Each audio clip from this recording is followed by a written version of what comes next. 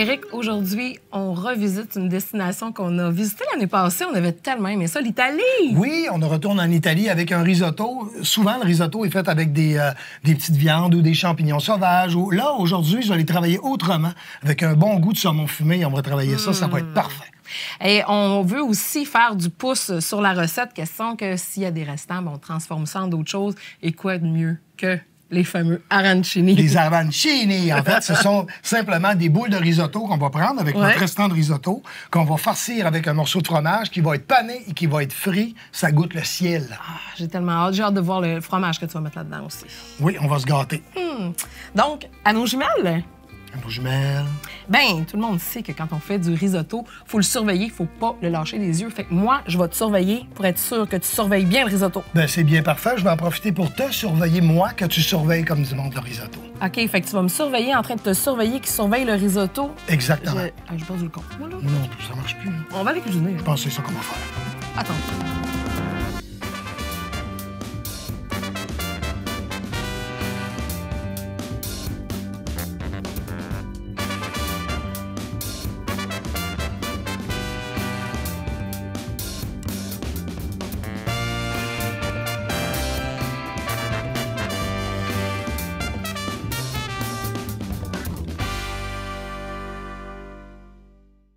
Je sais pas pour toi, Éric, mais moi, l'Italie, là, c'est sur ma bucket list des destinations que j'aimerais tellement visiter. Oui, vraiment, ils ont une cuisine extraordinaire, vraiment. Oui, fait que d'ailleurs, aujourd'hui, on va voyager un peu par le biais de la cuisine et on va revoir la recette de risotto parce que du risotto, on se tanne pas. Puis là, tu nous proposes quelque chose de nouveau, en tout cas pour moi. Oui, au saumon fumé, en fait, c'est qu'au lieu d'y aller comme avec des champignons ou de la viande ou des charcuteries, ben là, on y va avec du saumon fumé. Ça serait très bon avec une belle grosse queue de homard là-dessus, là, ça serait parfait. Ou une belle grosse pétanque. Ou un gros pétanque. Ah oui, exactement. Regarde, toutes les possibilités sont là. Saumon frais, asperges, tout mélangé avec ça, ça serait magnifique. Donc, on y va avec le risotto de base.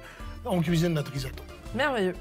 Alors, on commence avec de l'huile. Pour ce qui est de la cuisine du risotto, toujours la même chose. L'huile et oignon. Là, je vois que tu as choisi une poêle plutôt haute. Je pense qu'il y a une raison, d'ailleurs. Oui, parce que si le chaudron est trop évasé, la vapeur va s'en aller puis on va mouiller constamment, ça finira plus. Donc, ce qu'on fait, là, c'est que je fais juste mettre des oignons. Je vais mettre mes grains de riz là-dedans.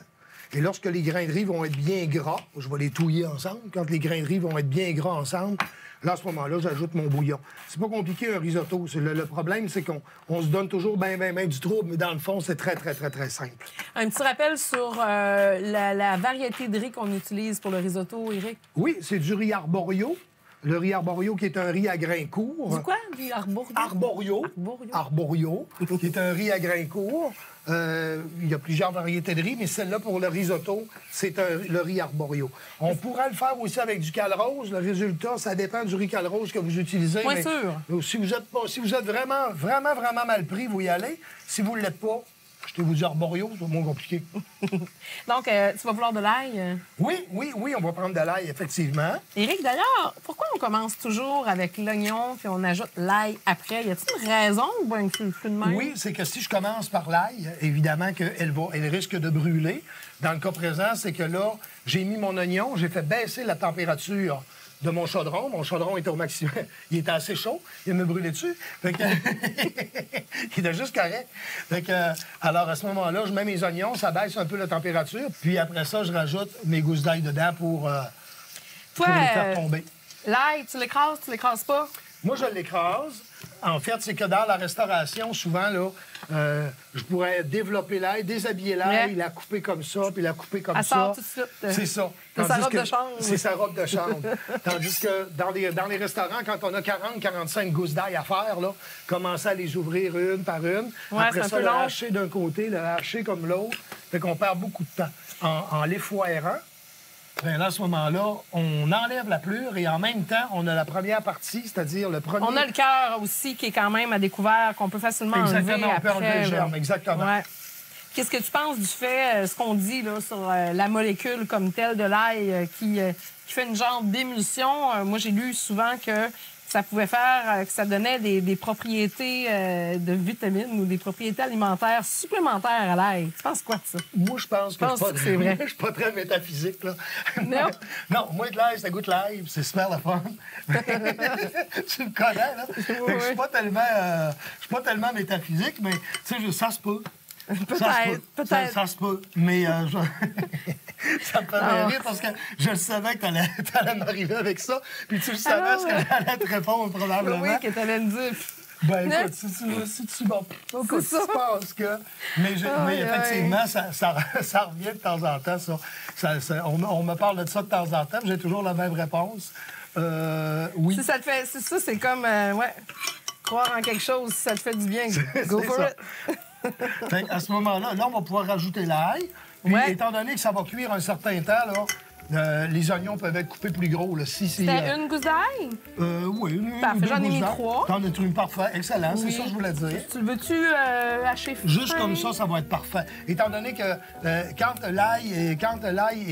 on a besoin que la cuisson soit l'ail, quand on a besoin que la cuisson de l'ail se fasse rapidement, ben plus ça doit cuire rapidement, plus l'ail doit être fin. Je puis-je pitcher ça là-dedans? Puigeons, cher, puigeons. Ouais. Alors, je tourne un coup ou deux juste pour que l'ail se mélange bien, puis là, je mets mon risotto. Le truc du risotto, c'est de s'assurer que tous les grains deviennent bien gras. Comme translucide, un peu. Comme translucide, que l'huile touche à tout le monde. L'idée, c'est pas de le faire griller, là. Si ça commence à changer de couleur, non, on essaie de pas le colorer. On essaie de pas trop le colorer, ça fait pas très esthétique. Puis après ça, on mouille avec du bouillon de bœuf. Moi, ça fait quand même assez longtemps que je fais du risotto. Et à chaque fois, là, je suis quasiment stressée quand je fais le risotto. Je trouve ça stressant de faire du risotto. Parce que des fois, il reste un peu croquant. Puis là, tu te dis, ben là, je vais rajouter un petit peu de liquide. Puis là, au moment où tu rajoutes un petit peu de liquide, ben là, tu passes tout droit. Là, il est trop cuit. C'est comme, faut que tu arrives tellement direct dessus. Là, tu viens mouiller le grain de riz. Je viens mouiller le grain de riz avec du vin blanc. J'étais comme parti sur mon bouillon de bœuf, là, mais il faut quand même mettre du vin blanc aussi dedans. On soule le riz avant. On soule le riz avant, puis là, je vais le réduire un peu. Je vais le réduire un peu pour 2 raisons. La première raison, c'est de faire évaporer l'alcool qu'il y a dans le vin. Et deuxièmement, faire absorber ça par mes grains de riz. J'ai d'ailleurs une question pour toi. Donc, tu dis justement que l'alcool va perdre en alcool. C'est vrai, ça? Oui. Et quand on le cuit, il perd en pourcentage d'alcool? Bien, ce que vous voyez lorsque vous mettez du vin ou de l'alcool dans vos affaires, ce que vous voyez comme la fumée qui monte, bien, c'est le surplus. C'est l'alcool. C'est l'alcool. Si vous voulez arriver sincèrement à un résultat qui s'apparentable, vous n'êtes pas obligé de prendre de l'alcool. Vous pouvez déglacer avec du bouillon de bœuf, du bouillon de poulet. Vous pouvez prendre du vin sans alcool. Oui, parce que dans le fond, il y a le goût aussi. Parce que c'est sûr, si tu rajoutes du bouillon, bien, il y a le goût du bouillon qui est là. Mais c'est parce que le vin ajoute vraiment un goût. Un goût très particulier. Là, je sais qu'il y a beaucoup de recettes où ce qu'ils vous disent de mettre... Une louche à la fois. Oui, puis ils vont vous dire de mettre le bouillon chaud. Ouais. Moi, j'ai l'habitude de le mettre froid, puis probablement que si je le ferais avec du bouillon chaud, je serais capable de le faire. Ah, bien moi, vois-tu, je le réussis mieux avec un bouillon chaud. C'est ça. C'est comme les gens qui font des béchamels, mais à partir de lait chaud. Moi, je suis pas capable de faire ça. J'ai jamais été capable. Quand je le fais, ça marche pas. Moi, je suis pas capable de marcher sur les mains. Moi... Non, mais tu sais, il y en a plein d'affaires qu'on n'est pas capable de faire. Moi, le risotto avec le bouillon chaud, pas de problème de mettre ça, marcher sur les mains. Pas à tout. Donc, quelle sorte de bouillon t'as mis dans ton risotto? Ça, c'est du bouillon de poisson. On pourrait le faire avec du bouillon de légumes, du bouillon de poulet. Dans le cas présent, bouillon de poisson, bouillon de légumes, ça serait pas mal. Fumet un peu, là. Fumet, exactement. Le fumet un peu, oui. Avec le mélange, avec le vin, je pense que ça va être parfait. On en rajoute, là, justement, on le sait, parce que des fois, dans les recettes, là, des fois, c'est écrit 4 tasses de bouillon pour 2 tasses de riz. C'est souvent à peu près ça, là, le double de liquide. Ça, oui. Mais je ne sais pas si c'est la poêlonne qu'on utilise, le chaudron qu'on utilise. Je ne sais pas si c'est le jour dans le mois que tu le fais. Mais moi, là, la même recette, là, c'est pas toujours pareil, on dirait. Non, mais il y a, comme je te disais, il y a la largeur du chaudron qui joue beaucoup. Ouais. Plus le chaudron est large, plus l'évaporation va se faire rapidement, plus tu vas être obligé de mouiller ton riz. Si tu le fais, on pourrait le faire facilement dans une poêlonne, là. Mais sauf que je passerais mon temps à rajouter du liquide dedans. S'il est très évasé, mettons, mon chaudron serait beaucoup plus haut que ça, bien à ce moment-là, ça reviendrait beaucoup moins long parce que je mouillerais une fois ou deux. Il ne faut pas que ça colle aussi. Il faut pas que ça colle aussi. Puis d'une fois à l'autre, ça n'arrivera jamais au même résultat. Ah, c'est ça. Fait que ce que je vais faire là, présentement, c'est que là, quand il a commencé à donner son bouillon, là, je vais y mettre un peu de saumon fumé dedans. Ah oui, OK, à la mi-cuisson. À la mi-cuisson. On met le saumon fumé qui est Une partie du saumon fumé, oui. En fait, ce que je fais avec ça, c'est que ça va lui simplement lui donner un goût, là, un goût de fumée, là. Puis en même temps, tu sais, j'en mets pour que le riz au complet commence à goûter. Tu peux y aller, là? Oui, vas-y. Aisément. On y va. On met tout? On met pas tout? J'imagine que... Comme ça, ça va être parfait. Comme le fromage, hein. Il n'y en a jamais assez, puis il n'y en a jamais trop. Écoute. OK. On est-tu correct? Oui. Fait que là, le risotto commence à donner... Il n'y a qu'à avoir une texture agréable. Que... Tout de suite, en mettant le saumon fumé dedans, là, il y a une nouvelle odeur qui est ressortie. Tout de suite, le mélange du vin et du fumet avec le saumon, là, wow! Oui, automatiquement, ça se fait. Je sais aussi que j'ai vu dernièrement du riz arborio étuvé, c'est-à-dire qu'il y a eu une première cuisson à vapeur. Ah oui! Donc, on accélère et de beaucoup le processus de cuisson. Puis après ça, bien, si vous êtes capable, là, mettons que vous recevez de la visite le soir puis vous voulez absolument faire du risotto, plutôt que passer 45 minutes devant votre chaudron, bien là, à ce moment-là, vous le pré-cuisez, vous le mettez sur une tôle au frigo. Quand votre visite elle arrive, là, votre bouillon il est chaud, vous lui donnez une dernière cuisson. C'est-à-dire que vous allez mettre un petit peu de bouillon de poulet dans votre chaudron. Ouais. Puis vous allez mettre votre risotto, vous allez le brasser un petit peu, puis vous allez pouvoir monter vos assiettes tout de suite. OK, je veux être sûre de bien comprendre. Comme là, il serait-tu pré-cuit? Est-ce qu'on estimerait que ça serait-tu là, comme... Mettons là, que tu voudrais, il y a de la visite qui arrive à soir, moi, je veux faire ça chill, je veux le faire ça dans la minute. Ben... Puis avoir l'air du gars qui fait un risotto en 5 minutes, tu sais. C'est-tu là? Un petit peu plus loin que ça. Un petit peu plus loin que ça. Aux 3/4 de la cuisson environ? Aux 3/4 de la cuisson. Okay. Aux 3/4 de la cuisson environ. Fait que là, à ce moment-là, quand vos invités vont arriver, vous irez juste à donner un petit coup de chaleur. Fait que là, bien, vous avez le temps de jaser avec votre monde, plutôt que passer 45 minutes à regarder le monde jaser. Puis tranquillement, pas vite, bien, les choses... Bien, moi, ça, Éric, là, j'adore, par exemple. Quand il y a de la visite qui vient à la maison, tout se passe dans la cuisine. On sait, au Québec, hein, on est beaucoup du monde de cuisine. C'est rare qu'on veille dans le salon. On veille dans la cuisine, on aime ça, prendre un verre dans la cuisine. Es-tu comme ça chez toi? Oui, chez nous aussi. C'est assez... Bien, tout se passe dans la cuisine. Les Québécois, là, en gros, là, ça se passe tout le temps dans la cuisine. Tout se passe dans la cuisine. Fait que là, vous voyez, là, le grain commence à épaissir. Donc, à ce moment-là, là, quand je vais considérer dans quelques minutes, là, je vais voir là, que les grains commencent à être translucides. On le voit, là. Après ça, on va rajouter le fromage, puis on va brasser, juste pour qu'il y ait une liaison qui se fasse à travers notre risotto. Il y a plein de choses qu'on peut faire avec le risotto, plein de recettes aussi. Moi, j'ai une amie qui finit toujours avec un petit peu de crème. Tu penses quoi de ça, toi? Bien, moi, de la crème, je suis assez vendeur. Soit comme plus crémeux, un peu plus... tu penses que c'est une bonne idée? Beaucoup plus crémeux. Ouais. Puis en même temps, bien, ça va lui donner, ça va l'adoucir, ça va enlever une certaine partie d'amertume. Oui, OK. Parce que en tant que tel, c'est pas que c'est ta mère, mais en tant que tel, on est pour. D'accord. On est pour. Puis là, tu as choisi aujourd'hui de mettre du saumon fumé. Dans la thématique poisson risotto, on aurait bien sûr pu faire risotto au homard. Est-ce qu'il y a d'autres poissons qu'on aurait pu mettre à part le saumon fumé? Il y a du tilapia ou du gros lapia, ça dépend. Et puis... Je suis plus saumon fumé, mais bon. Non, on pourrait mettre des poissons blancs, des crevettes. Même principe. Oui. Les crevettes, par contre, on va les faire revenir au beurre à l'ail. Après ça, on va les enlever. Ouais. On va partir de notre risotto dans le jus de beurre à l'ail. Ah oui! Fait comme ça va donner le petit goût, là, c'est vraiment, ça, exactement.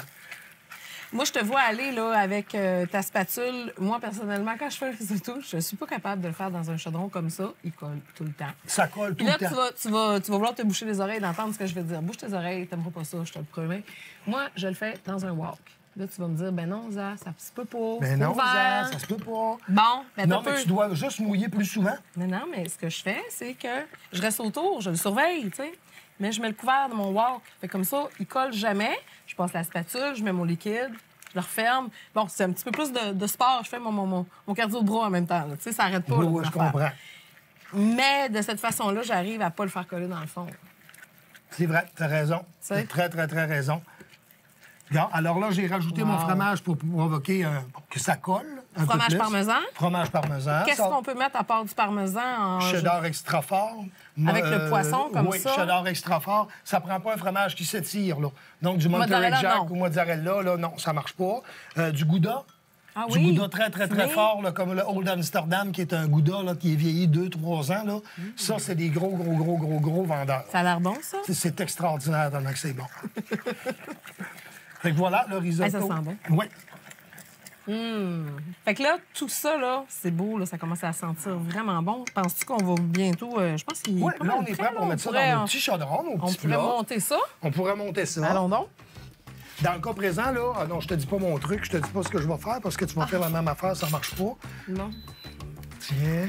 OK, je te laisse, vas-y. Prends ton risotto en premier. Parfait, comme ça. Comme ça, je vais pas pas copier sur toi. Écoute, j'improvise, hein? Je t'en laisse ou je suis bien partie, moi, là? Fun, là. Bah, écoute, tiens, t'en ai laissé un petit peu, là, quand même. Ah, t'es bien fine. Ben oui, écoute. Je fais le même, oui. On aurait pu mettre aussi de la salicorne sur le dessus. Salicorne, c'est ce qu'on appelle un peu de l'asperge de mer. C'est... ça, c'est bon. C'est vraiment bon. On en trouve, je pense que ça vient en automne puis au printemps. C'est assez rare quand même, parce que... C'est très rare. Moi, j'en ai... Je me rappelle que j'ai déjà essayé d'en trouver, puis pas facile. Ça, ce qui est bien avec un risotto, c'est qu'on peut le servir en entrée, on peut le servir en accompagnement, en plat principal, il n'y a pas de règle. C'est vraiment génial. Et... Oui, mesdames et messieurs, le voici, le voilà. C'est le retour du poivre rose. Ouais, moi, là, je vais rajouter un petit peu de rose là-dedans. Il y a une rose dans le milieu. Je suis très concept, alors on y va avec un petit peu de rose. Si jamais vous n'aimez pas le poivre rose, bien entendu, bien, vous en mettez pas. Ah, ben regarde, vois-tu, on n'est pas loin. Oui, on n'est pas loin, vraiment. On est un petit peu dans le même genre. C'est super. On clean un peu tout ça, on va faire un petit peu de ménage, puis on se prépare pour la transformation avec les arancini. Oui. Et puis, on y va tout de suite avec le segment Grain Chef. Capsule Grain Chef, aujourd'hui, on parle de l'ingrédient avec lequel je ne pourrais vivre sans le riz. Je capote sur le riz. Oui, le riz, Isabelle. Les variétés de riz? Trois sortes majeures, c'est-à-dire le riz étuvé, le riz basmati et les riz à grains courts. On l'utilise comment, chacun de ces riz-là? Le riz étuvé, c'est le riz le plus classique. C'est lui, on a enlevé une partie de son amidon. Donc, lui, on l'utilise un peu à tout faire. Il y a le riz basmati, qui est un riz très parfumé, qui peut être servi beaucoup avec des repas plus exotiques, disons ça comme ça. Le calrose pour faire les sushis et l'arborio pour faire le risotto. Le risotto, sans oublier le riz au jasmin, également très parfumé. Très parfumé lui aussi, un peu plus dur à faire cuire par contre, un peu moins stable. Parlant de la cuisson, justement, on les fait cuire comment, ces riz-là? On prend le riz, on va le huiler un peu. Après ça, on suit les directives du fabricant, c'est-à-dire généralement une portion de riz pour 2 portions de liquide. Moi, je préfère une portion de riz pour 1 portion et demie de liquide. Il reste plus croquant. On porte à ébullition. Après ça, on met le couvert, on ferme, on attend 20 minutes. La conservation du riz? Au frigo, ça se congèle bien. On dégèle la veille au frigo. C'est très, très stable. Ça se garde combien de jours? 5, j'imagine? 5 jours au frigo. 5 jours. Ta recette de riz préférée? Le riz créole. Ça donne faim. On fait des arancini, on fait des boulettes. Là, ça me fait penser à dîner de con. À la boulette. On va faire des boulettes. Oui. Des arancini. Décris-nous un petit peu ce que c'est au départ des arancini.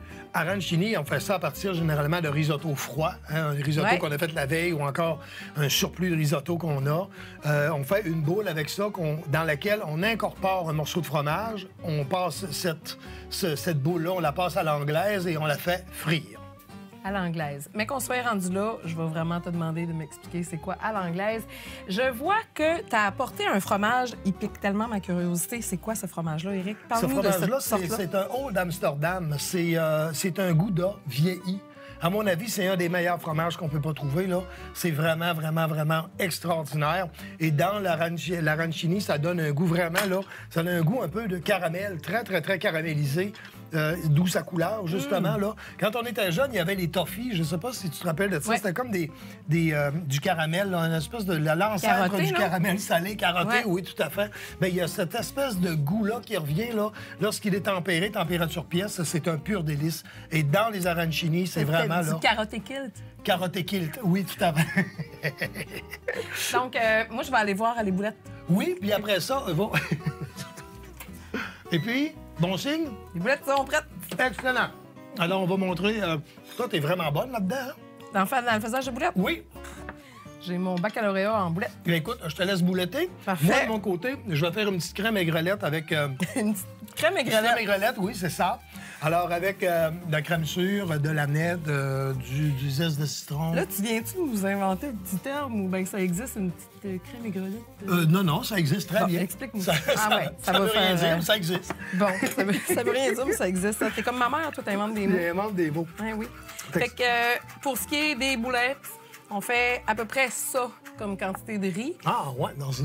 C'est qui qui fait boulettes? C'est qui a le baccalauréat dans les boulettes? Non, c'est toi. Fait que moi, ce que je fais, c'est que je fais une petite crêpe avec la boulette, là, comme ça. On met un bon morceau de fromage, là. Vous voyez, comme un cube, là.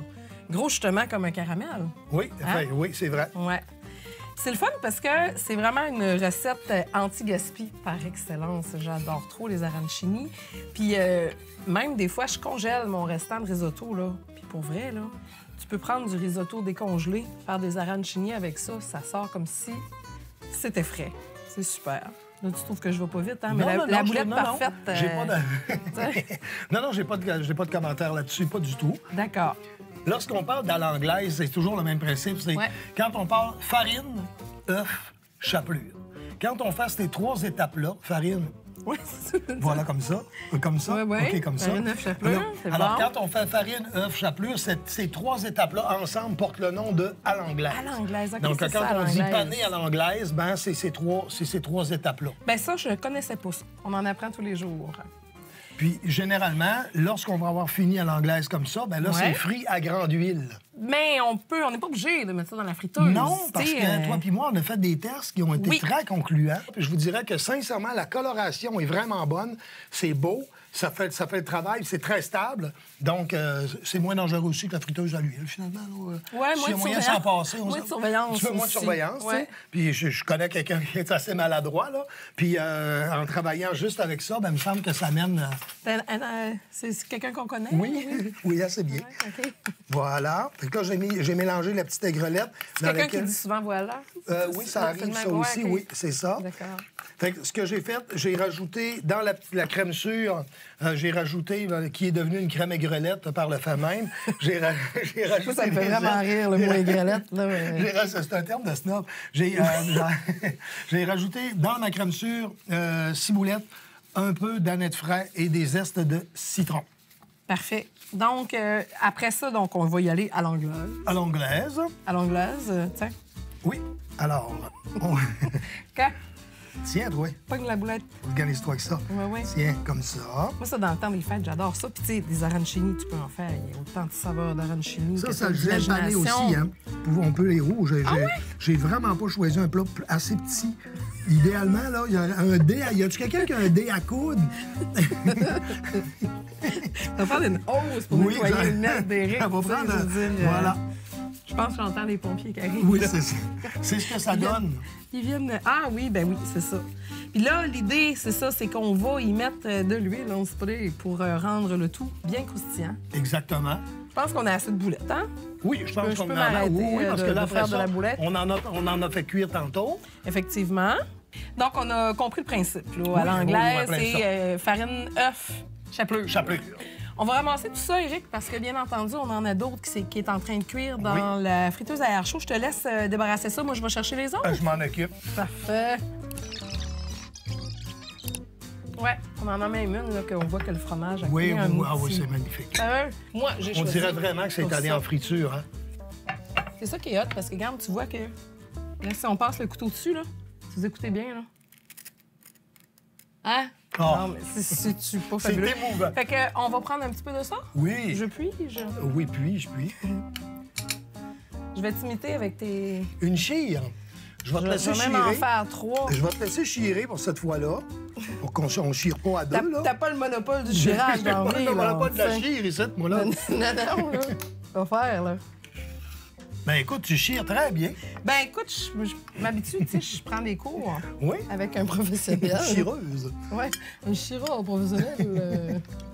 Un sortant, M. Boutin. Donc, les petites boulettes. Ça sent très bon. Ben avec le fromage qu'on a utilisé, vraiment. J'ai vraiment très, très hâte de goûter, pour vrai, là. Bon, avec de l'aneth. Un petit peu d'aneth. Puis un petit peu de poivre rose. Ah ben! J'ai dégainé avant toi, tu vois là. Mais non, mais là, c'est ça.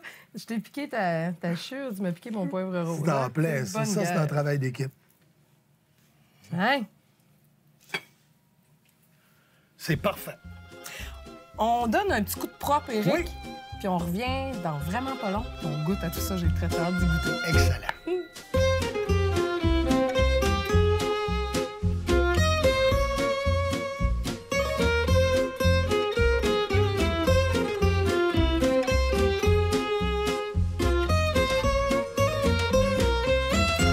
C'est réellement mon bout de préféré de l'émission, sérieux. Quand on goûte, enfin!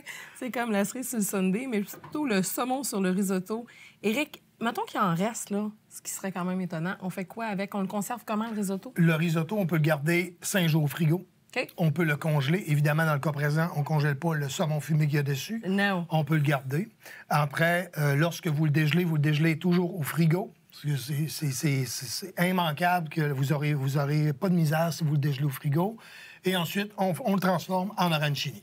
S'il reste des arancini, on fait quoi avec? S'il reste des arancini qui ont été panés, on est Comme capable ça. à 5 à 6 jours au frigo. Oui. Congélation, s'ils sont panés, on peut essayer dans la congélation, mais il va falloir les dégeler au frigo, je suis moins certain. Parce que la chapelure va avoir absorbé le liquide du riz, donc ça va faire une chapelure qui est un peu chenouteuse. Et pour les réchauffer, moi, j'aurais tendance à les mettre carrément dans la friteuse à air chaud pour leur donner un petit peu de croquant. Oui, T'es d'accord avec oui, ça? je suis bien d'accord avec ça. T'es d'accord avec ça qu'on goûte? Oh, ça aussi, je suis bien d'accord avec ça. Hein? Pas mal. Moi, j'ai pas mal hâte de goûter parce que ça sent trop bon. Et voilà. Le petit risotto tout tendre. Avec un morceau de saumon fumé. Hey, venez vous en goûter, la gang. Ça va être trop bon. Ah, gars, je suis tout en train de faire ton beau setup. Il est bon. Ah, j'adore. Risotto saumon fumé. Quelle belle idée. C'est très, très bon.